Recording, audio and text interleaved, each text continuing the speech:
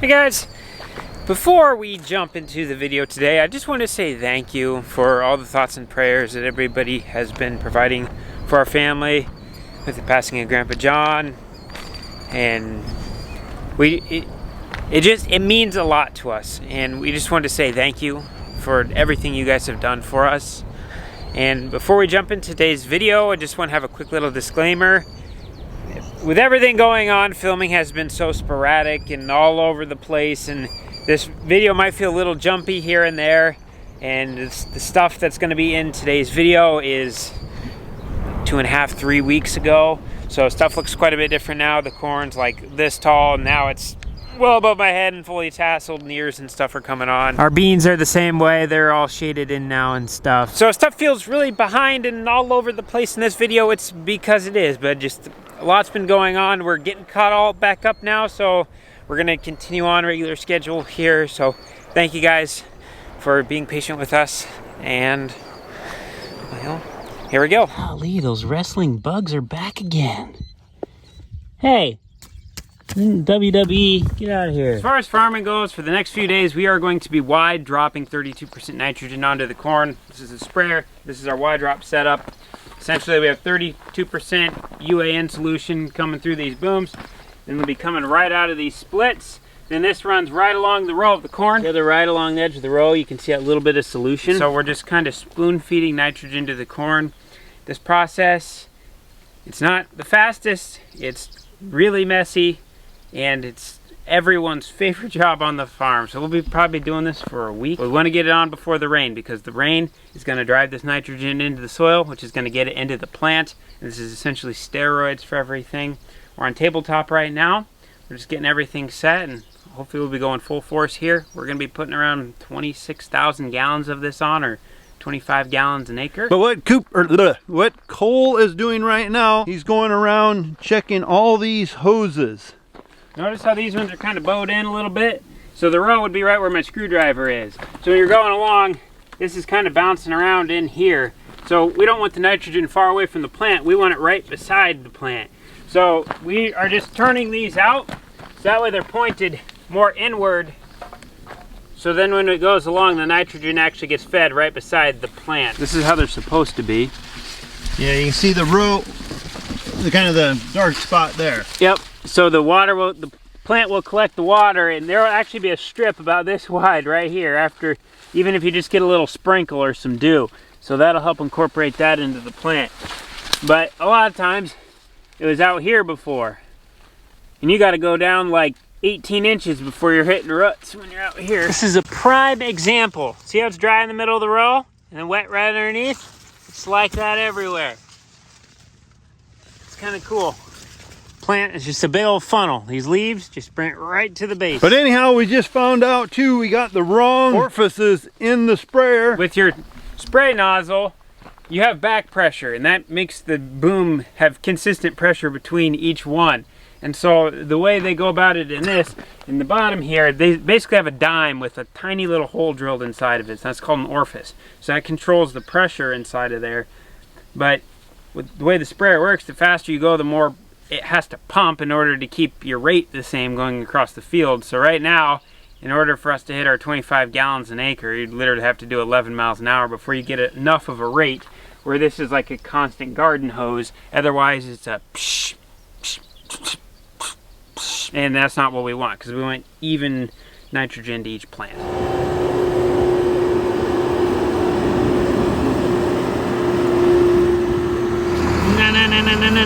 No, somebody fell in that and bent stuff. Even our crop scouting right now, we're gathering some tissue stuff together. That way we can send it off to a lab, and then we can find out if the things we're trying are working or not. I guess there's been reports of a derecho type storm coming through. South Dakota has been hit with some 80 to 100 mile an hour winds, I guess. That storm is supposed to pass through here later tonight. Stuff's looking pretty good as we speak, crop wise. But we can see on the horizon it's starting to get a little dark, so hopefully that misses us. We just redid this waterway last year. Ron smoothed it out, and then Steve reseeded it. So it's still growing in.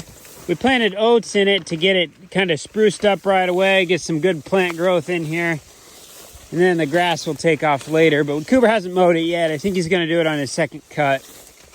We need to go in somewhere over here. If we look at a few of these plants, we notice we got some discoloration on them. This is burning from the 32% nitrogen, where some of it maybe dripped on the plant a little bit. It'll snap out of this. It's mostly cosmetic. Shouldn't really cause any problems, but that's what that is.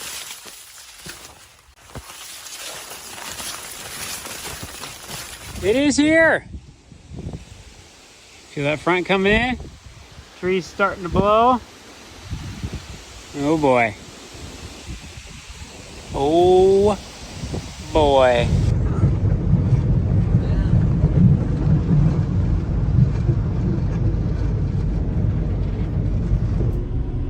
That thing looks beautiful with the YDrops. Wow.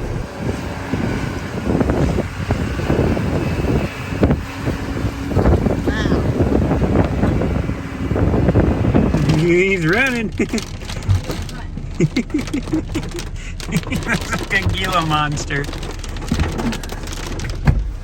I did not lock the door. Oh man, you got wet. Yeah, it's cold. Yeah, it's cold. It is cold. wet. Thank you. Thank you. There he goes. Flying down the road. Look at that. Calm after the storm. Beautiful. Looks like orange sherbet ice cream. I've had a lot of questions lately asking about my long sleeves. Why do I wear them when it's 100 degrees out? Skin cancer runs heavily in my family. My mom had melanoma. My mom's mom had melanoma. My dad's mom had basal cell carcinoma. So skin cancer runs in my family, and I have very fair skin. And so I just throw these sun shirts on to keep the sun off me. They're light, they're breathable, you have shade on your skin. I got these button-up ones. This is actually a fishing shirt. And then I got the ones with hoods on them. They're the same thing. They're a sun shirt. So that's the story there. And then kind of same thing with the sunglasses. My eyes are really sensitive. It's cloudy out right now, and this is my natural state, being in the clouds. And so I throw the sunglasses on. I got dark ones, and I got the side things on, so that way I can at least open my eyes a little bit. I don't know why I'm built like that. Dad and Cooper aren't like that. My mom's like that, just not with the eyes. But that's why I wear them. We ended up getting a little rain last night. It's just a little bit sticky right now to be out in the field, so we need to come into the shop. I'm still gathering tissue samples, but I'm missing planter data off Dad's tractor, so we need to get all this stuff pulled out. And we're going to pull that outside so that way we can take the data that's sitting in the monitor and we can shoot it off that satellite thing on top of the cab up to the sky satellite, and then it can come down onto my phone. Fun fact, when I was a little boy, right there, somewhere, yeah, right there, I had a mole chopped off my back because they thought it had cancer in it. It was really big. It was like the size of a pencil eraser. But turns out it didn't, but I had one chopped off. There is a part of me that is missing.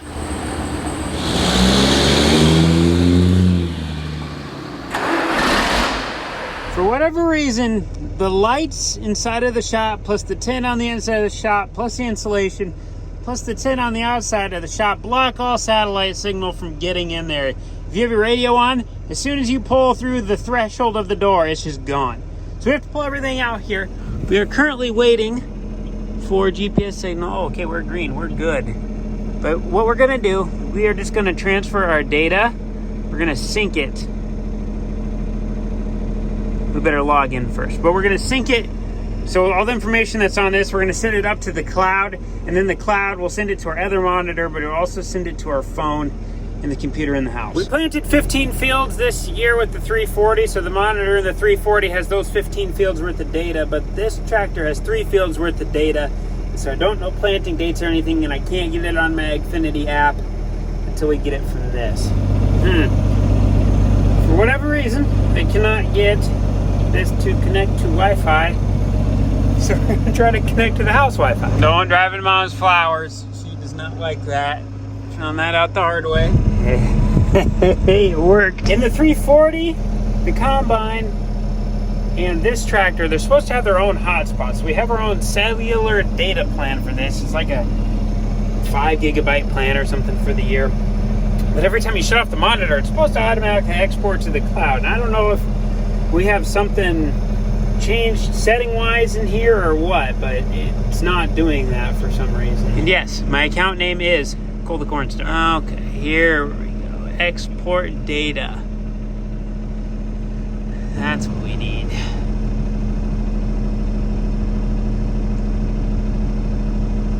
What? Wi-Fi router's right behind that door. For some reason, we only have 2 bars. So I called Pete from Youngblood Ag. Turns out, if I turn my iPhone settings on to extended compatibility on my hotspot, I can connect to this. That's the house one. That's the 341. That's Cooper's phone. That's the printer.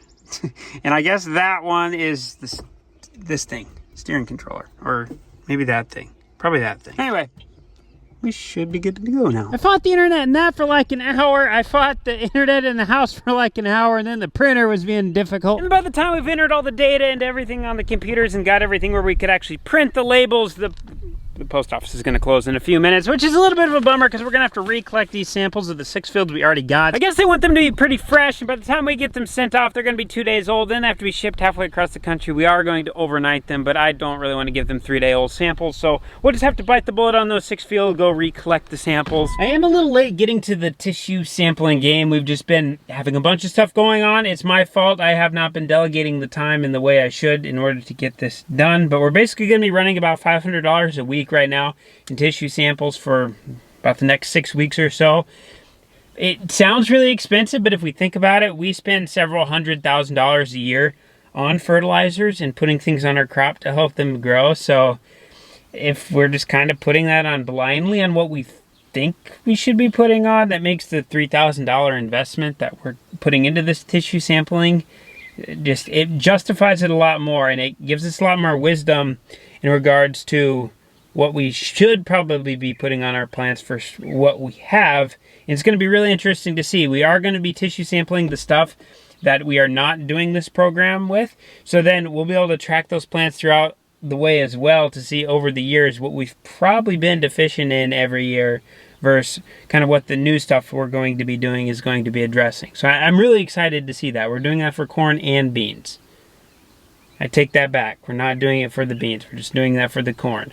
We're splitting all of our bean fields in half. First on the list, we're at Mom and Dad's right there. These are our first planted soybeans. These guys are looking good. Look at those things.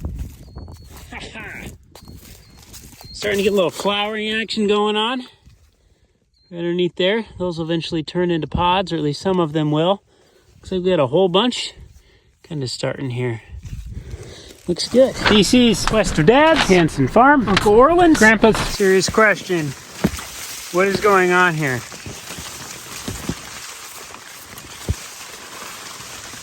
I kept the camera at the same height the entire time.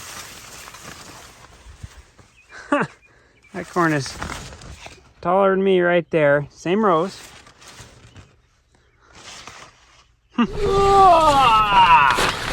Kristen and Rusty. Tabletop. Melvin. Bill's. Campground. Bush Farm. Wynona's. South side of Mary Lou's. Mary Lou's. North. Zach's. North Farm.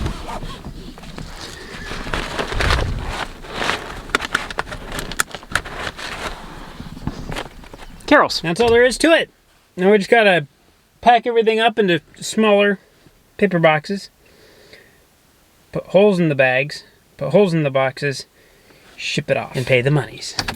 And then we do it again in 3 days. Oh, be quiet. Before I pack these guys up into a box, I'm down here at the main heated shop. We're gonna run the power washer over this. When I was at Melvin's, I was crossing through the waterway to get to the spot of the field I wanted to go. And Dad had just passed through the tall grass right before with the YDrop and got 32% all over the grass. Grass rubbed against the van, 32% is corrosive. Should probably get that off Mama Cornstar's van.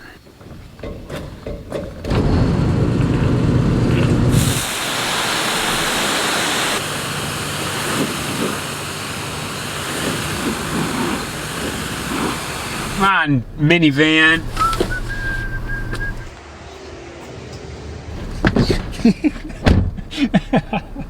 Oh, smacked my head on the window. I'm really excited about this because we have never, ever, ever, ever done a tissue sample before. This is the first time this test has ever been conducted on our farm. Cole, are you ever going home?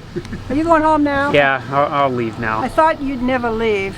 It's about time. Goodbye. Don't stick around.